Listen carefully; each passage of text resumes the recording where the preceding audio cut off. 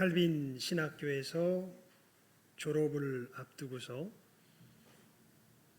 이 교수님들이 이제 졸업할 졸업생들의 말씀의 사람으로서의 기본적인 소양을 테스트해보는 그런 면담의 시간이 있었습니다. 그러니까 몇몇 분들이 이렇게 둘러 앉아 계시고 이제 한 사람 한 사람 가서 그 교수님이 묻는 질문에 이것저것 대답을 하는 시간이죠. 한 분이 이런 질문을 합니다.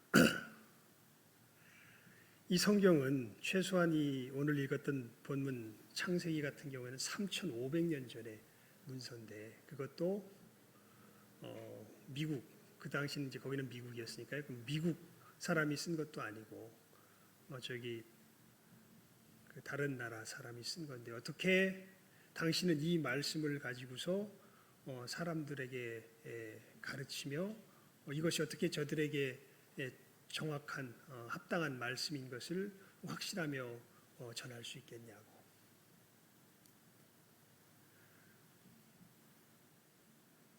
삼 일 전인가요? 제 동생이 그러더라고요. 영기한테 야 이거 동영상 이거 하는 거 동영상 파일 만들 줄 아냐? 뭘 물어봐요. 이렇게 그런 거 잘 만드는데 왜 물어보나 봤더니 자기가 쓰는 컴퓨터에 그 동영상을 만드는 자기가 익숙한 프로그램이 뭔가 업데이트가 됐대요. 업데이트가 됐는데 기본의 근본 이 저기 베이스에 해당하는 이런 것들 갖다가 다 쌍그리 무시하고 새롭게 업데이트를 시켜놨나 봐요. 그래서 자기가 하던 방식하고 너무 많이 달라. 그래가지고 되게 힘들어요. 그래서 아들 녀석한테 물어보는 겁니다. 야, 너 이거 할 수 있겠냐?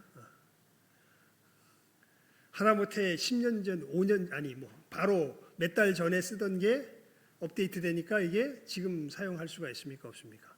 없습니다. 이렇게 막 급작스럽게 빠르게 변해가는 시대에 우리가 살아가는데 어떻게 우리가 몇천 년 전에 이 문서를 놓고서 사람들에게 삶의 길을 제시할 수 있겠냐 이렇게 물어보시는 거죠. 여러분 우리 그리스도인들은 삶에 문제가 있을 때 어디 앞에 달려가요? 말씀 앞에 달려가잖아요. 근데 이 말씀은 오늘 읽었던 이 말씀은 언제적 최소한 우리가 모세가 기록했다고 생각하면 몇천 년 전 말씀이에요. 지금 2000년이라고 치면 1500년 전, 기원전 1500년쯤 전에 더 쓰여진 글이라고 우리가 보통 생각하니까 2000 플러스 1500 하면 어떻게 됩니까? 3500년 전 문서 앞에 가서 지금 오늘 내가 어떻게 살아가야 할지 물을 수 있겠어요? 없겠어요? 몇 달 전 그 앞에 가서 물어봐도 이게 뭐가 잘 안 통하는 시대인데 3,500년 전에 쓴 글 앞에 가서 물어보면 이게 통하겠어요? 안 통하겠어요? 통합니다. 왜 통하냐면요. 성경에 기록한 내용은 그때나 지금이나 그 중심 내용이 우리 인간 속에서 변한 게 있을까요? 없을까요? 없습니다. 그래서 성경이 진리입니다. 물론 상황 자체는 그때 그 시대의 말로 표현되어 있는지 모르지만 이 성경의 내용이 우리들에게 알려주는 그 상황, 그러니까 이것이 표현된 상황이 아니라 그 표현으로 알려주고 있는 진짜 우리 인간 존재에 관한 그 상황은 사실은 이 성경을 기록해서 예수님 오실 때까지 이게 변함이 있을까요? 없을까요? 변함이 없습니다. 그래서 우리가 우리 삶의 문제가 있을 때 어디 앞에 달려나가는 거예요? 하나님 말씀 앞에 달려나가는 거예요. 특별히 여러분 우리들 인생의 문제의 그 가장 핵심을 우리들은 무엇이라고 바라보아야 할까요? 그러니까 이것에 대하여서 정말 하나님께서 여호와를 경외하는 것이 지혜의 근본이라 그랬고 하나님을 아는 사람들은 복이 있습니다. 이게 이제 이 사람이 정말 복을 받은 사람이냐 그렇지 않느냐 아니면 진정한 생명의 길을 걸어가는 사람이냐 그렇지 않느냐가 여기에서 이제 결판이 나죠. 여러분 우리의 삶이 왜 이렇게 고난스러울까요? 왜 이렇게 고통스러울까요? 삶이 쉬운 분은 없잖아요. 그죠? 우리 뭐 다 그래서 그 저기 누구야 저기 부처가 그 말은 잘한 것 같아요. 인생은 고해다, 고난으로 가득 찬 바다다 이렇게 이야기한 거 아닙니까? 예, 고해다. 예.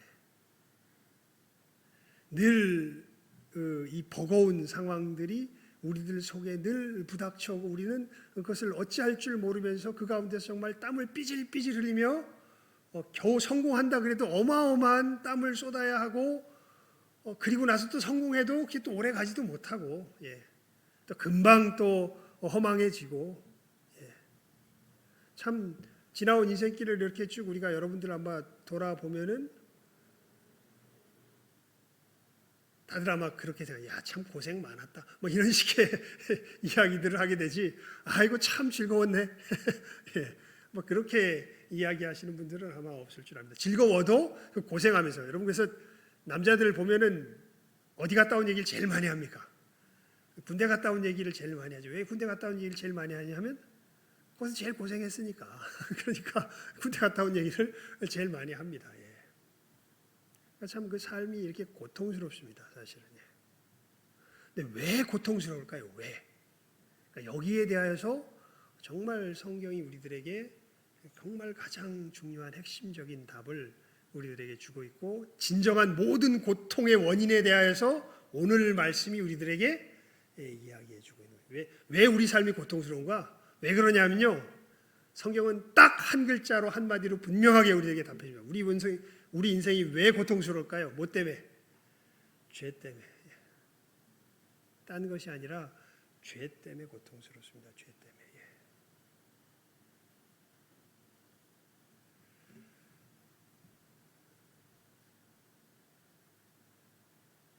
이 죄가 우리들 가운데 어떻게 들어오게 되었는지, 우리가 어떻게 죄에 사로잡혀 살게 되었는지, 이 죄에 사로잡혀 있는 상태가 무엇인지에 대해서 오늘 말씀만큼 명확하게 우리들에게 가르쳐주는 것이었고 이것만큼 너무나 선명하게 우리의 실체를 보여주는 말씀이 없습니다.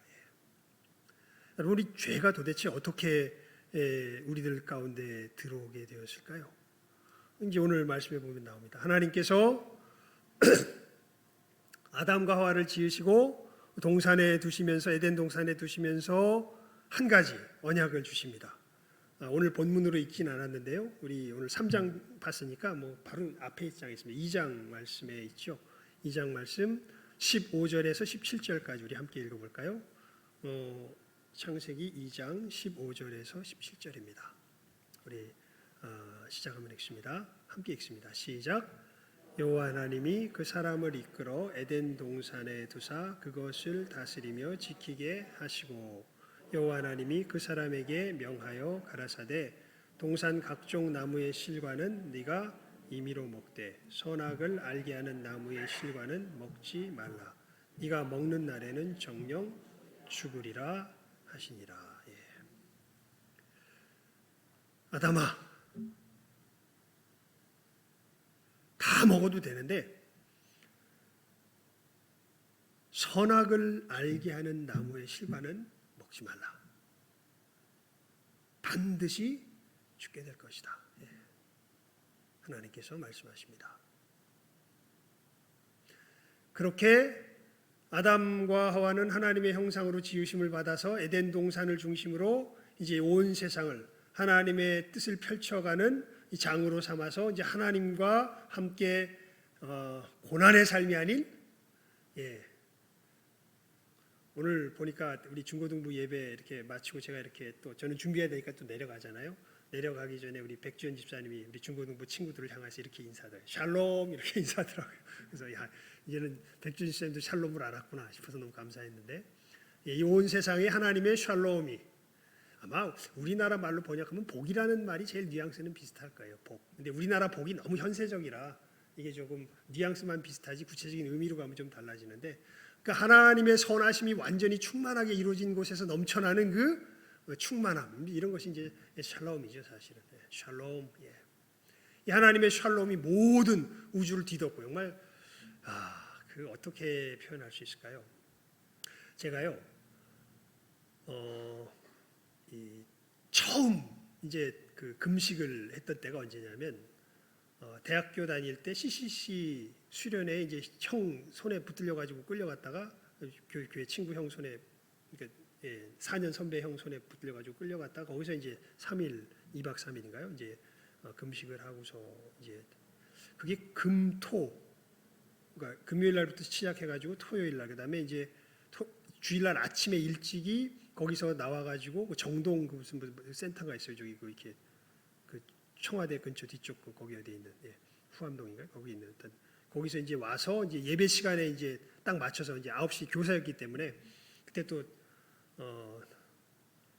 공과 공부나 이런 것들도 다 이렇게 제가 준비해야 됐어가지고 미리 와서 또 이렇게 다 해서 이제 빨리 와가지고 이제 준비해야 됐기 때문에 빨리 맞춰서 이제 돌아왔던 기억이 있는데, 근데 그때 금식하면서 이제 근데 참 그렇게 제가 제 시야가 맑았던 적이 없었던 것 같아요. 모든 준비를 마치고 이제 시간에 딱 맞춰서 이렇게 교회가 이렇게 언덕에 있었기 때문에 언덕에서 이렇게 교회로 이렇게 들어가려는 찰나 언덕에서 이렇게 하늘이 보여요. 파란 하늘에 하얀 구름들이 이렇게 떠 있는 것이 보이는데요. 정말 아름답더라고요. 뭐라 그럴까요? 그냥 그 자체로 그냥 더 바랄 게 없더라고요. 야, 하나님께서 지으신 세상이 정말 아름답구나. 정말 찬송 있잖아요. 참 아름다워라 주님의, 그냥 그 이상 더 뭐라 그래야 될까? 이걸 어떻게 표현할 수 있을까? 더 바랄 게 없어요. 그냥 그 광경을 보고 있는데 이틀 굶고서 그거 준비해가지고 오면서 이제 그 준비가 다 잘 됐으니까 이제 뿌듯한 마음으로 이렇게 오면서 교회 딱 들어가려고 하는데 앞에 하늘이 쫙 펼쳐져 있는데 그 파란 하늘에 하얀 구름이 떠 있으면서 이것을 바라보는데 정말 바랄 게 없어요.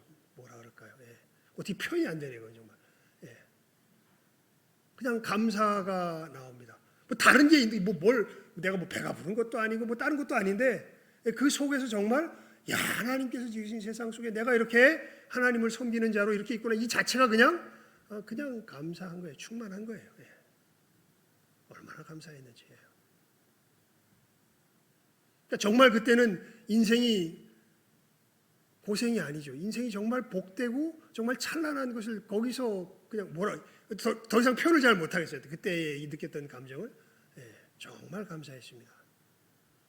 정말 하나님의 높으심과 영화로우심과 그 위대하심과 아름다우심과 이런 것들이 내 마음 가운데 가득히 차오르고 이것을 함께 누리는 자로 나를 새롭게 하셨구나라는 것들이 내 마음 속에서 누려지고.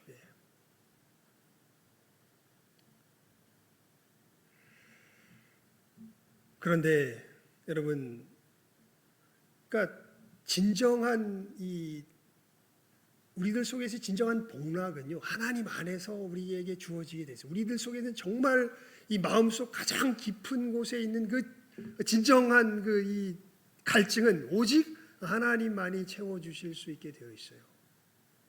그런데 그 하나님과 함께 사는 길로서 하나님께서 분명히 말씀하셨거든요. 선악을 알게 하는 나무의 실과는 먹지 말라. 네가 먹는 날에는 정녕 죽으리라 말씀하셨는데, 이제 오늘 3장 1절이 시작되는 거죠. 여호와 하나님의 지으신 들짐승 중에 뱀이 가장 간교하더라. 즉 사단이죠. 사단. 사단이 여자에게 묻습니다. 하나님이 참으로 너희더러 동산 모든 나무의 실과를 먹지 말라 하시더냐. 참 삐딱해요. 뱀은. 다 먹지 말라 그러시더냐. 여자가 뱀에게 말하죠. 동산 나무의 실과를 우리가 먹을 수 있으나 동산 중앙에 있는 나무의 실과는 하나님의 말씀에 너희는 먹지도 말고, 다음 말씀이 중요합니다. 뭐하지도 말라? 만지지도 말라. 여러분, 하나님께서 그런 말씀을 하셨나요? 17절 말씀에 보면요, 그냥 딱 이 말씀만 하셨어요. 선악을 알게 하는 나무의 실과는 뭐하지 말라? 먹지 말라. 근데 이 여자가 어떻게 해요? 하나님의 말씀에 덧붙여요. 만지지도 말라 하셨다. 너희가 죽을까 하노라. 뭔가 하나님이 인색함에 대한 어떤 이런 이 느낌이 좀 들죠. 하나님이 다른 건 다 건드리게 하는데 왜 저건 못 건드리게 할까? 뭔가 하나님이 저기에 이 어마어마한 것을 뭔가 내게 그게 있으면 더 좋을 것 같은 어떤 어마어마한 것을 주시기 싫어서 저기 숨겨놓은 것 같은 어떤 이런 느낌이 좀 들죠. 요 말만 들어놓고 봐도요.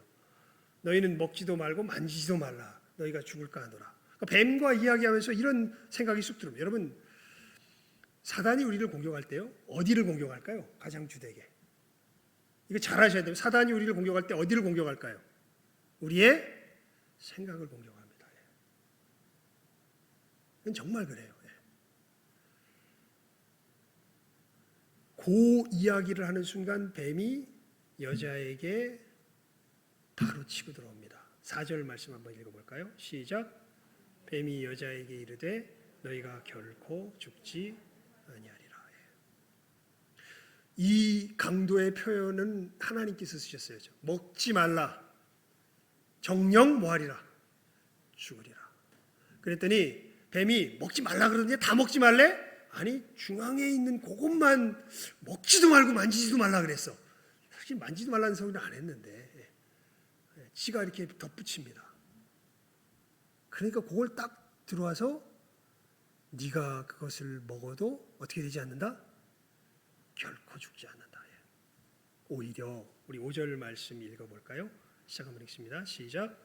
너희가 그것을 먹는 날에는 너희 눈이 밝아 하나님과 같이 되어 선악을 알 줄을 하나님이 아심이니라.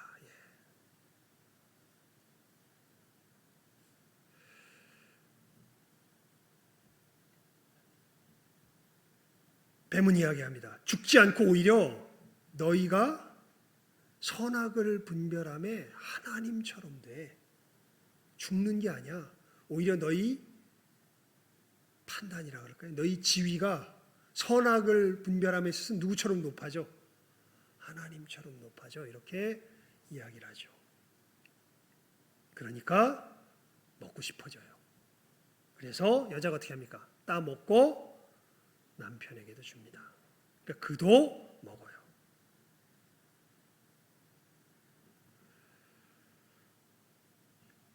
제가 청년 때 성경에서 늘 우리들의 원죄에 대하여서 이야기할 때는 늘 이 선악과 사건을 이야기합니다. 이게 우리가 이 지옥에 가게 되는 근본이라고. 그때 그러니까 굉장히 고민이 많았어요. 그러니까 그때 죄 그러면은 뭔가 그냥 어떤 행동 속에서의 죄밖에 잘 모르니까, 그러니까 이 말씀만 보면 되게 하나님이 그 뭐랄까 되게 좀스러워 보이는 거예요. 왜냐하면 여러분, 누가 과일 가게에서 과일 하나 훔쳐 먹었다고 그 사람을 사형 언도를 내리는 사람이 있습니까? 없습니까? 없지요. 그런데 하나님은 지금 이 말씀에 보면 하와와 아담이 뭐 따먹었다고? 선악과 따먹었다고. 너희들 진짜 어떻게 될 거다? 죽을 거다. 이렇게 이야기. 그 과일 하나 따먹은 걸 가지고 이것을 하나님께서 죽을 죄로 이야기하시나? 그냥 하나님의 말씀을 어겼다는 것 자체가 괘씸해서 그러시나? 근데 사실 여러분, 죄의 죄됨의 본질은요, 그런 것에 있는 것이 아니라 5절 말씀에 있습니다. 우리 5절 말씀 다시 한번 읽어볼까요? 시작하면 읽습니다. 시작. 너희가 그것을 먹는 날에는 너희 눈이 밝아 하나님과 같이 되어 선악을 알 줄을 하나님이 아심이니라. 이사야 14장을 한번 펴보시겠어요? 이사야 14장. 이사야 14장입니다. 이사야서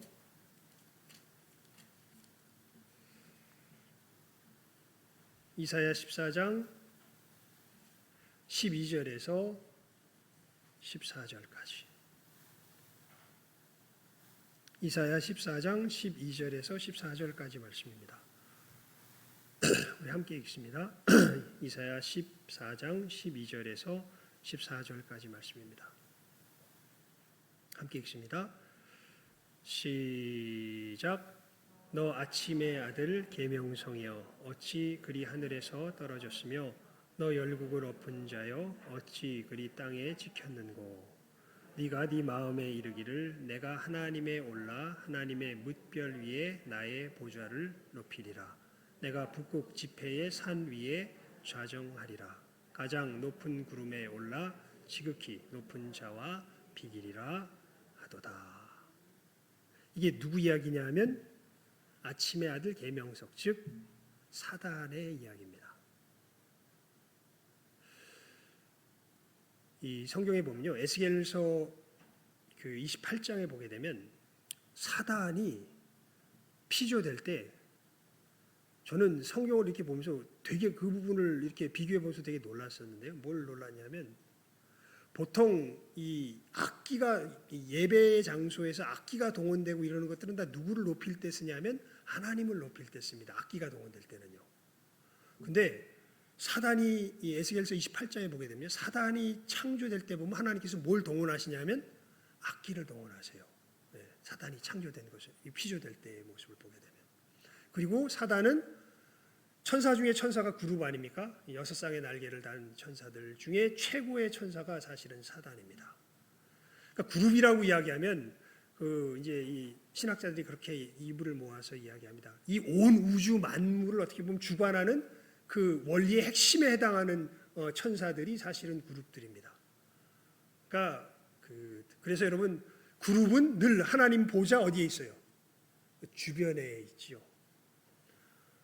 아마 우리가 능력이라는 측면, 겉으로 드러나는 능력이라는 측면에서, 발휘되는 능력이라는 측면에서 보게 되면 사단이 하는지 하나님이 하는지 잘 모르는 일들이 엄청 많을 겁니다.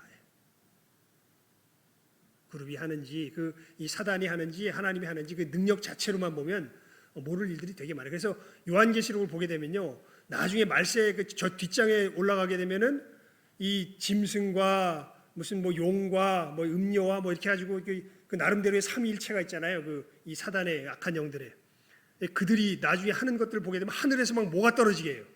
막 불이 떨어지게 해요. 여러 이 놀라운 이적들도 일으킵니다.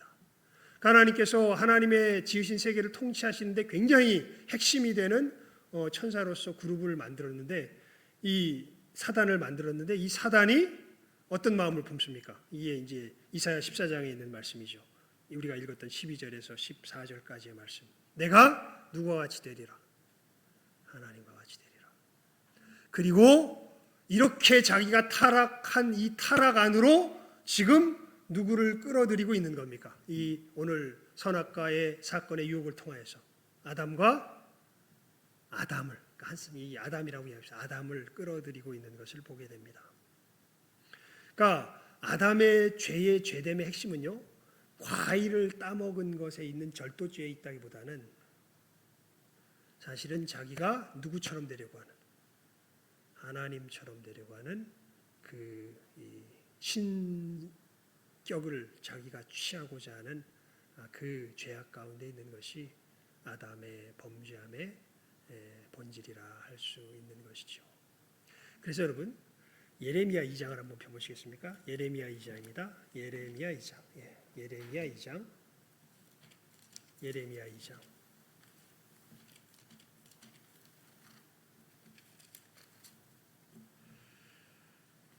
13절입니다.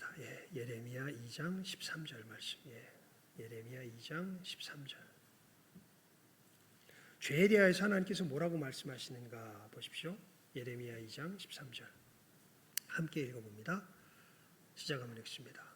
예레미야 2장 13절입니다. 시작.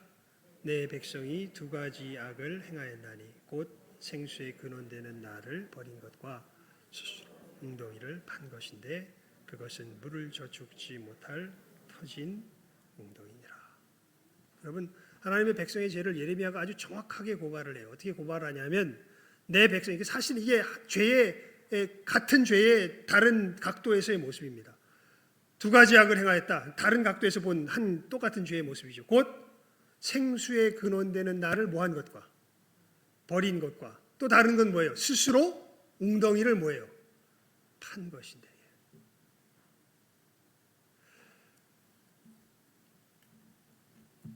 여러분, 우리가 이 아담 안에서 죄를 지었다고 할 때의 이 죄된 모습에 대해서요, 늘 우리가 이 부분을 분명하게 성경을 통해서 깨달아 알고 있어야 합니다. 죄의 죄됨은요, 단순히 어떤 잘못된 행위가 나타난 것으로 죄의 죄됨의 본질이 아닙니다. 죄의 죄된 것은 내가 스스로 어떻게 되는 거예요? 하나님보다 높아지는 거예요. 그래서 이스라엘 백성의 죄악을 예레미야가 그렇게 표현하는 거죠. 내 백성이 두 가지 악을 행하였나니 하나는 생수에 근원된 나를 모한 것과 버린 것과 또 다른 하나는 뭐냐 스스로 웅덩이를 판 것인데 이렇게 표현하고 있는 것이죠. 여러분 왜 우리의 인생이 괴롭습니까? 왜 고달픕니까? 다른 것 때문에 괴롭고 고달픈 게 아니라요. 선과 악의 그 근본적인 문제에 있어서 내가 최고의 기준이 되지 않으면 견디질 못해요.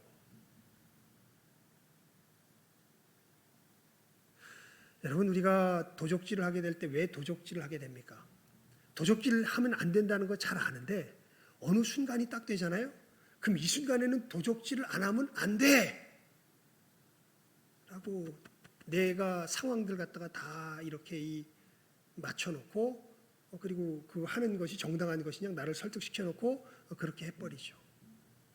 그래서 여러분 요즘 뭐 지난 정부와 더불어서 하여튼 계속해서 요즘 이렇게 뉴스나 이런 데서 이 유행하는 말이 그거 아니에요. 내로남불 아니에요. 내로남불. 내가 하면 뭐고 로맨스고 남이 하면 뭐고 불륜이고 이런 것들이 사실은 우리들 속에 있는 이 하나님보다 높아져서 하나님께서 선하다 하신 것을 선하다 하지 못하고 하나님께서 악하다 하신 것을 악하다 하지 못하고 내 삶의 어떤 현실 가운데 들어가게 되면 물론 그 기준을 모르는 건 아닌데 왜냐하면 양심이 살아있거든요.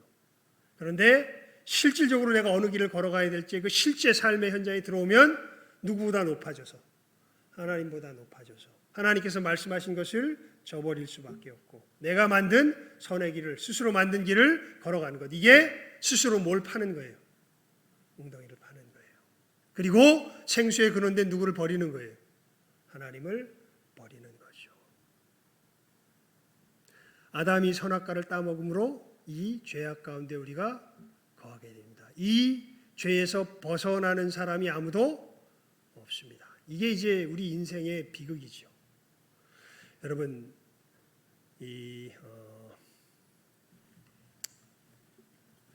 고린도전서 14장을 한번 펴보시겠습니까? 고린도전서 14장입니다. 예. 고린도전서 14장이에요. 예. 고린도전서 14장 22절에서 25절까지 우리 함께 읽어봅시다. 고린도전서 14장 22절에서 25절까지 우리 함께 읽어봅니다. 고린도전서 14장 22절에서 25절입니다. 시작하면 읽어봅니다. 시작.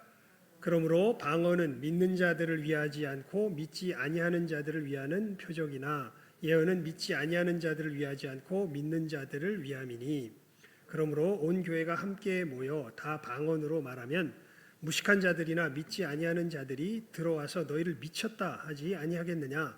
그러나 다 예언을 말하면 믿지 아니하는 자들이나 무식한 자들이 들어와서 모든 사람에게 책망을 들으며 모든 사람에게 판단을 받고 그 마음에 숨은 일이 드러나게 되므로 엎드려 하나님께 경배하며 하나님이 참으로 너희 가운데 계시다 전파하리라. 여러분 이게 뭔 얘기냐면 사도 바울이 지금 방언보다는 예언이 더 유익하다라는 이야기를 하는 거예요. 왜 방언보다 예언이 유익하냐면 방언을 말하면 믿지 않은 사람들이 들어와가지고 뭔 얘기인지 모르고 오히려 우리들을 미쳤다 하고 조롱하게 된다는 거예요. 하지만 예언을 말하면 믿지 않은 사람들이 들어와서 어떤 일이 벌어지냐면 뭘 받아요?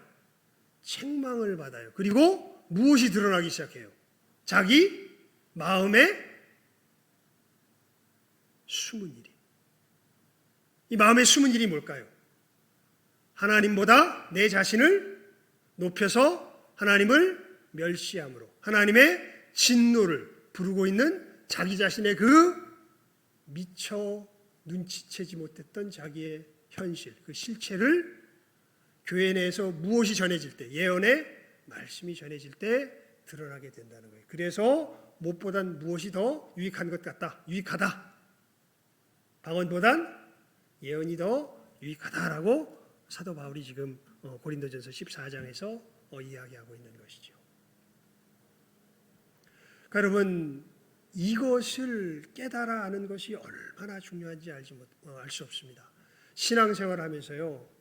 여러분, 신앙의 길을 믿음의 길을 정말 하나님의 은혜 가운데서 걸어가는 사람들은 사람을 볼 틈이 어떻게 보면 없어요. 믿음의 길을 걸어가는 사람들은 늘 누구 앞에선 자기 자신의 모습을 사실은 보게 될까요?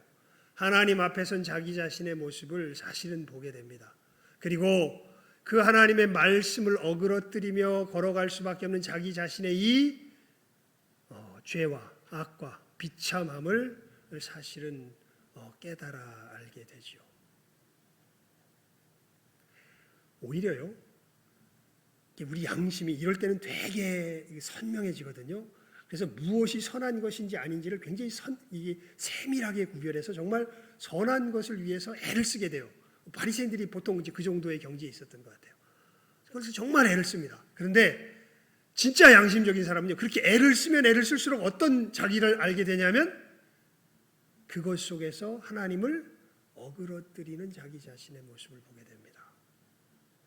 이게 이제 고넬료가 그랬고 부자 청년이 그랬죠. 성경 말씀에 보면 하나님의 백성들이 겪게 되는 아주 이 전형적인 코스예요. 정말 자기 나름대로 애를 써서 하나님의 말씀을 잘 지켜보려고 하면 할수록 이게 지킬 수 있는 것이 아니구나라는 것을 오히려 애써서 알게 돼요. 여러분, 오늘 설교 제목이 뭡니까? 아담 안에 있는가? 예수 안에 있는가? 예수님 안에서 어떤 일이 벌어질까요? 여러분, 예수님은 하나님의 아들이시잖아요. 우리가 오늘 그래서 우리 신앙 고백 속에서 이 아들의 의미에 대해서 우리 좀 구별해서 배웠죠.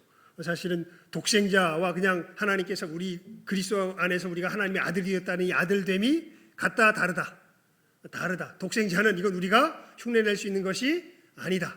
이것은 예수님께 이위 하나님께 고유하게 돌려지는 하나님으로서의 신성한 그 이 아들 되심을 이야기할 때 이위 하나님 되시는 것을 이야기할 때 붙여지는 말이 독생자고, 사실은 하나님의 아들은 다른 것입니다. 하나님의 아들됨의 특징이 뭐냐 하면 누구 뜻대로 살아가는 거예요. 하나님의 뜻대로 살아가는 거예요. 그러니까 이것을 즐거워해요? 아니면 되게 부담스러워해요? 여러분, 그 얘기를 하다가 못했는데, 여러분, 아들이요, 아버지의 그 훌륭한 점을 닮은 것을 자기 속에서 발견할 때 아들이 기쁠까요? 슬플까요? 엄청 기쁩니다. 그러니까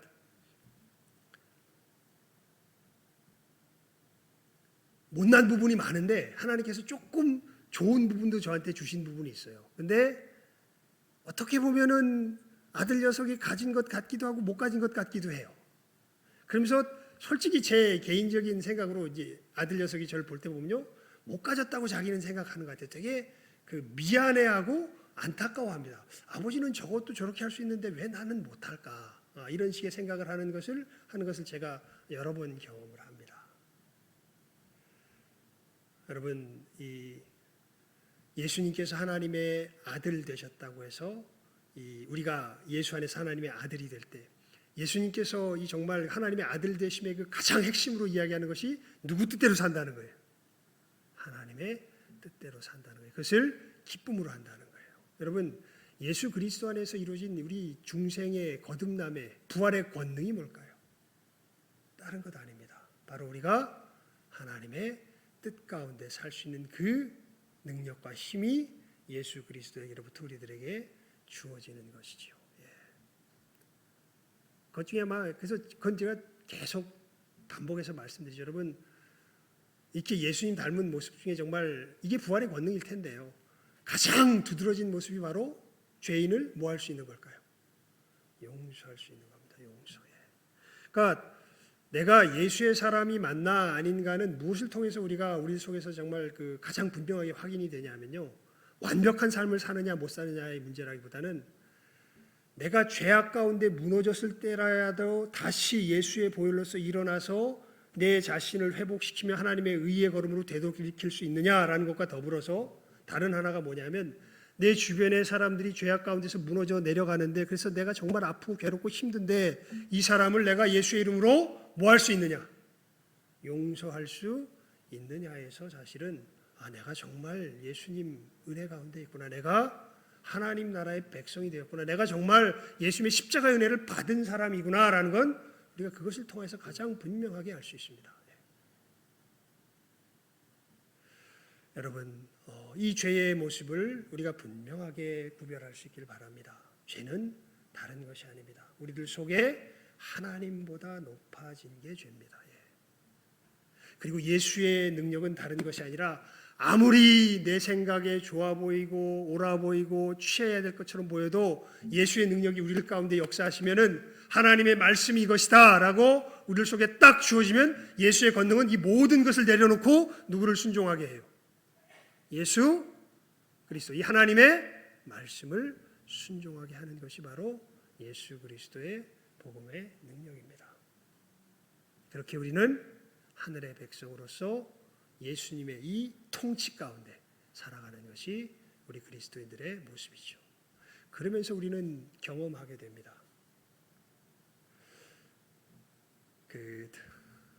아마 이런 것과 비슷한 것 같아요. 여러분, 바다에 돛단배 위에서 한 3, 4일 그냥 땡볕에서 있으면은 우리는 뭘 걱정해야 되냐면 이 갈증으로 죽을 걸 걱정해야 된다. 왜냐하면 사방천지가 뭔데? 물인데 이거 먹는 순간 어떻게 될까요? 소금이 계속 쌓이면서 우리는 갈증으로 죽게 됩니다. 그러니까 바다에서 정말 필요한 건 생수가 됩니다. 여러분, 우리 생각에는요, 이렇게 하면 될 것 같고 저렇게 하면 될 것 같고 저렇게 하면 될 것 같고 하나님 말씀이 있어도 이렇게 하면 될 것 같고 저렇게, 이렇게 우리가 걸어가는 걸음은요, 바다에서 뭐 포마하시는 것과 똑같을까요? 이 바닷물 포마하시는 것과 똑같습니다. 그렇게 될 때 우리는 극심한 갈증 가운데로 끝없이 치달아가게 되죠. 하지만 이 바닷물의 유혹을 딱 끊어버리고 하나님께서 주시는 그 위에서부터 내려오는 생수를 기다리며 그것을 한 모금 한 모금 먹으면서 나아가게 될 때 결국에는 소망의 항구에 다다르게 되고 우리의 생명을 누리는 복된 길을 걸어가게 되는 것이죠. 이 일을 할 수 있는 것, 그 목타는 바다 속에서 저 눈에 보이는 바닷물 안 퍼마시고 하늘로부터 내려오는 이 빗방울을 떠마시게 하는 그 힘이 누구에게로부터 오는 거예요? 우리 주 예수 그리스도에게로부터 오는 거예요. 그래서 우리가 이 시간에 이렇게 하나님 앞에 나오는 것이고 주님의 음성을 듣기를 소원하는 것이고 우리 자신을 서서 복종시키며 예배의 자리에 나아가는 것이죠. 여러분, 우리가 누구 안에 있는가 다시 한번 분명하게 깨달아 알며 주님의 은혜를 힘입어서 이 생명의 길 한 걸음 한 걸음 힘차게 걸어가실 줄 아는 이 시간 함께하는 모든 귀한 영혼들 다 될 수 있기를 주님의 이름으로 축원을 드립니다. 기도하겠습니다. 하나님 아버지, 감사합니다. 우리들의 이 아담 안에 있음의 모습이 다른 것 아니라 우리 눈이 밝아서 선과 악을 하나님처럼 분별하여 하나님보다 우리 자신을 높이며 걸어가는 우리의 삶의 걸음인 것을 이것이 바로 우리의 죄의 본질인 것을, 이것이 바로 아담 안에 있는 참으로 특징인 것을 저희들 말씀을 통하여서 살폈습니다. 하나님, 우리 주 예수 그리스도께서 우리를 이 죄에서 자유케 하시고 하나님, 우리의 생각, 우리의 판단이 아니라 하나님의 말씀을 따라 살 수 있는 새로운 피조물 되게 하셨음을 저희들 다시 한번 이 말씀을 통하여서 깨달아 하는 신령한 지혜가 있게 하여 주시고 참으로 이 세상의 유혹이 우리를 붙들며 우리를 넘어뜨리려 할 때마다 우리 주 예수 그리스도의 이름을 부르며 그 보혈의 능력을 힘입어서 우리의 마음이 힘을 얻고 오히려 그 속에서 하나님의 말씀을 붙들며 하나님을 순종하며 나아갈 줄 아는 귀한 믿음의 걸음 걸어가는 예수 안에서 이 생명의 걸음 걸어갈 줄 아는 이 시간 함께하는 모든 귀한 영혼들 다 되게 하여 주시기를 간절히 바라옵고 소원하오며 모든 것 예수님의 이름으로 기도드리옵나이다. 아멘.